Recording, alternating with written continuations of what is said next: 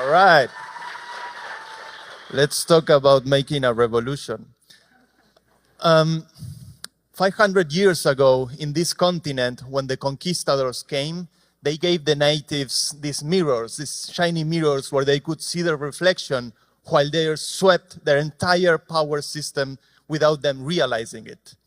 Could this happen again in human civilization? Well, I'd like to argue today that it's actually happening right now. While we are being distracted by these black mirrors, our entire structure of power at a planetary scale is completely changing. Probably in high school, you learn that the world looks like this, a constellation of nation states sharing the land together.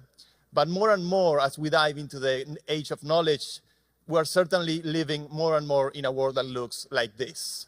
Very few players controlling our identity, and that works as a proxy to also own our thoughts. How are we going to turn the internet into a planetary bureaucracy? How are we going to turn the internet into a planetary jurisdiction, into a global commons that recognizes no borders? Well, we can make that happen. My job is to hack governments. I've been doing this for the last 4 years.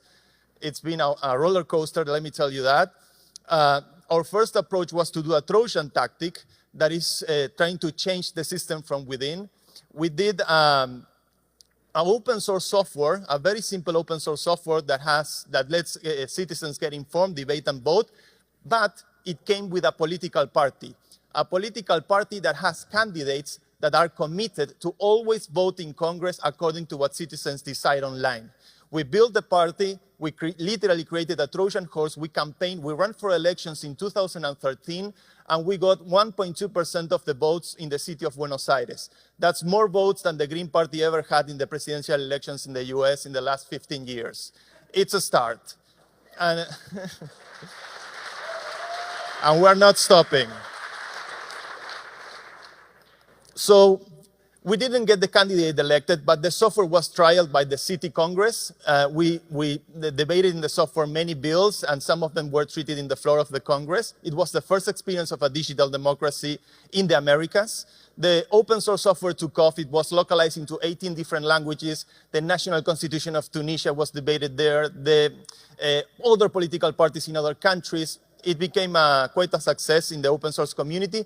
But we identified the real enemy that we're fighting against, and that's corruption. And especially in the developing world, I have many more stories to share in the bar tonight, but corruption is the real enemy that we're fighting against.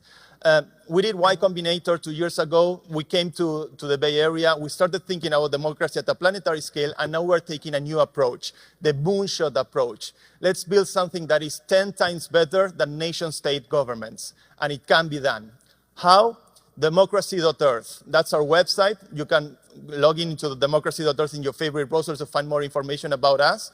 And what we're doing is bringing identity, voting, and representation, the core kernel functions of nation-state governments, by using decentralized technology like the Bitcoin blockchain. Voting is already the main interaction that we have online. We do voting every day, but this kind of voting has no institutional implications whatsoever. It's only used for editorial filtering. By working with decentralized ledgers like the Bitcoin blockchain, we can start making voting accountable.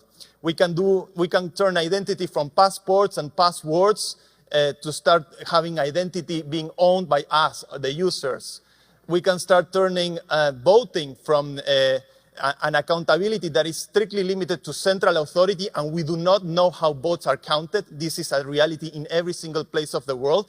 To a kind of democracy where every voter gets the right to audit the election and count the votes of every other voter. Decentralization is key for accountability and transparency in democracy.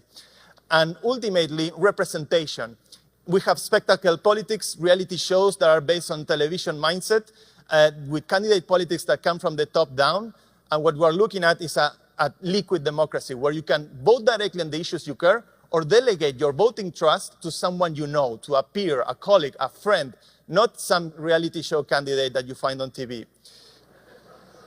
Now, thank you. Go to vote. Remember to vote. I'm not talking about liquid democracy, representative democracy, direct democracy. I'm talking about democracy, period. Democracy is the one exception to all the other ideologies out there. It's always a work in progress. It's an incomplete idea because it's the one idea that keeps us thinking about ideas.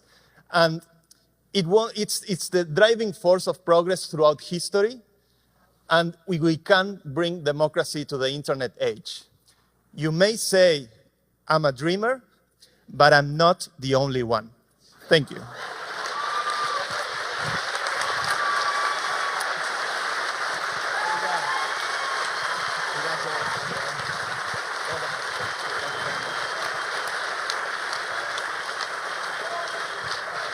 All right.